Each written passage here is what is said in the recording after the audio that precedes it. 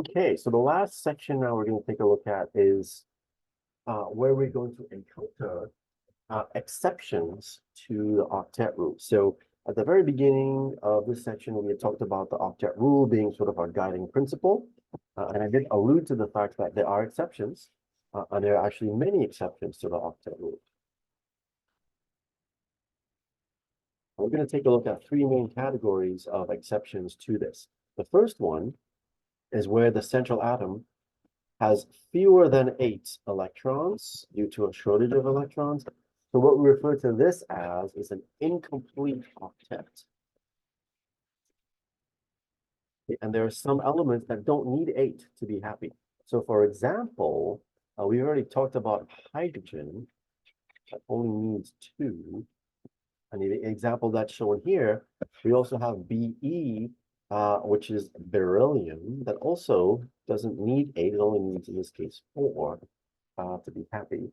What we also see elements in group 3A, and specifically now, we're looking here at boron, for example, that can react to form 3 bonds, which means that there's a total of 6 electrons around it, okay? So this does happen where we have incomplete octets. And in these situations, the atoms are perfectly happy sharing, an incomplete octet or not having a complete octet. Stability, again, is a driving force. These are just stable that way. Another example is where our central atom can have fewer than 8 electrons due to an odd number of electrons. So for example, if we look at NO2, nitrogen dioxide, and we draw the Lewis structure for it, we have 1 nitrogen, so 1 times 5, we have 2 oxygens, so 2 times 6. So we add those together, we end up with a total of 17 valence electrons. We stick the N in the middle, the O is on the outside, we connect them, we give the outer atoms enough electrons to make them happy. Okay, so we got 2, 4, 6, 8, 10, 12, 14, 16. We have 1 electron remaining. The only place to put it would be on that end. All right, and then we can, if we wanted to, right, we can move a pair in to make it a little bit happier, but however we slice it, right, we're not going to get that end completely happy. We're going to have 1 electron that's always going to be left on its own. That's an unpaired electron, the odd electron. When we encounter that situation, we refer to those types of chemical species, sometimes we refer to them as free radicals. Okay, and free radicals are things that are highly reactive. In some cases, that's useful. In other cases, it can cause a lot of damage. If you find it in your body, for example, if free radicals are produced within your body, they can actually cause a lot of damage, lead to damage of DNA and cause a bunch of DNA damage and cancer and all that stuff. You also have free radicals out in the environment also. All right, the third example is now having what's known as an expanded octet. And this is probably the most common example that you'll see of exceptions to the octet rule, where the central atom can accommodate more than 8 electrons.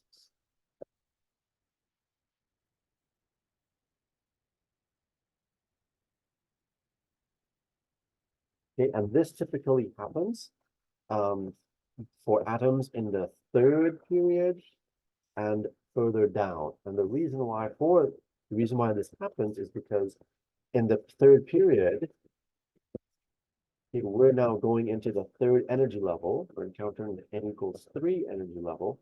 And if you remember back from your quantum numbers, in the N equals 3, we have a 3s sublevel, we have a 3p sublevel, and now we have a 3d sublevel that we didn't have the d sublevel in the 2nd period or the 2nd energy level.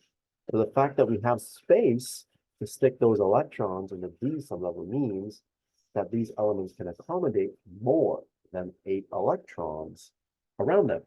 Another reason for this is because once you get further down the table, right, as you go down to the bottom of the periodic table, the elements get larger. The atoms get larger the further down you go.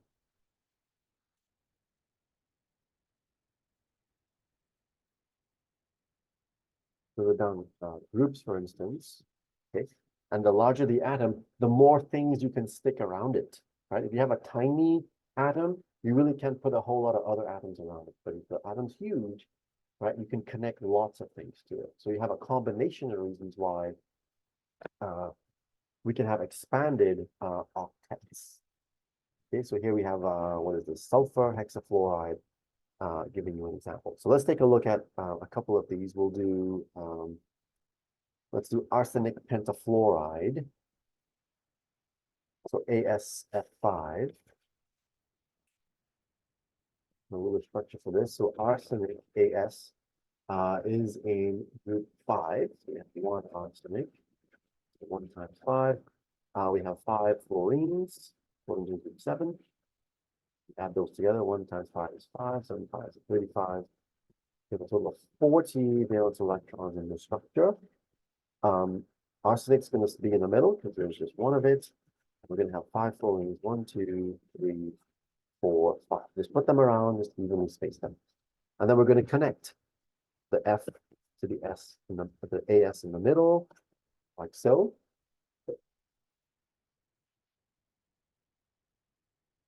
And then we are going to give the outer atoms enough electrons to make them happy. Right? Fluorine is in the second period, so it can only accommodate 8. Right now, each of these has 2, so they're all going to need 6 more to complete the octet. What goes in is 3 lone pairs. We're going to check the Fs. And if we count our total electrons now, we'll see that our structure should have those 40 electrons. So this fluorine has 8 around it. This one has 8. That one has 8. This one has 8. That one has 8. Right? So you have 5 in the end. 5 times 8. Yes. Arsenic in this case has 2, 4, 6, 8, 10 electrons around it. It has an expanded octet. And it can because it's in period 4.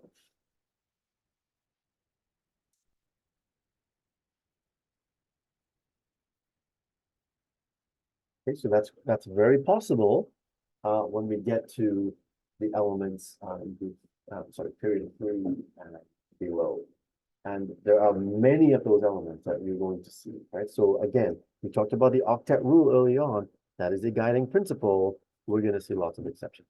And again, the expanded octet is the most common one that we're going to see.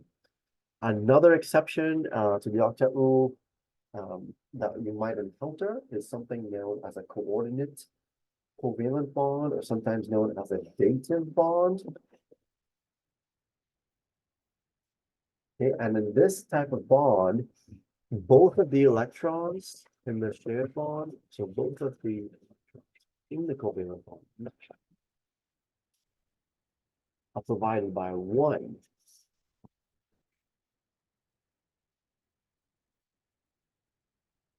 of the elements, or one of the elements. So for instance, if we have BF3 boron trifluoride, and we draw the Lewis structure for it, right? We talked about boron originally being an exception, right? This can have an incomplete octet.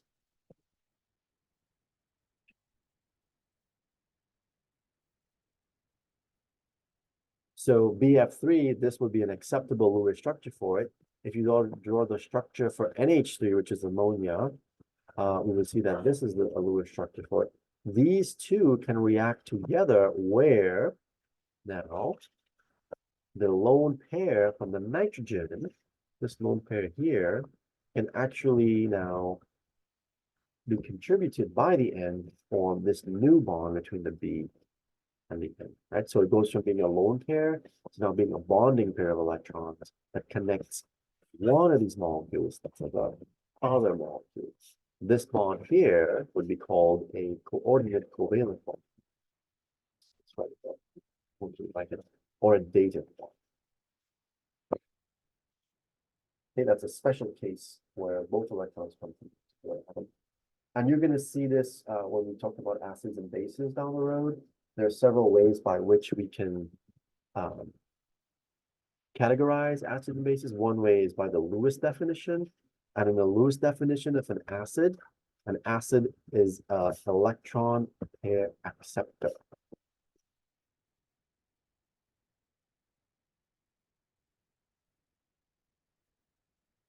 So in this case, the boron is the thing, specifically now the BF3 is accepting this pair of electrons from the NH.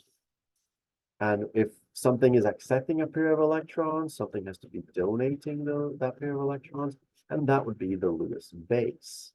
This would be an electron donor.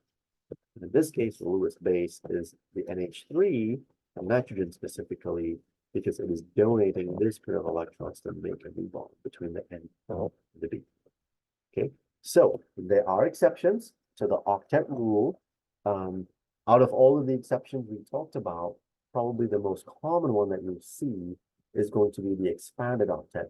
But you do see periodically the other ones. In complete octets, you have single unpaired electrons and free radicals, and you also see coordinate covalent or dated bonds.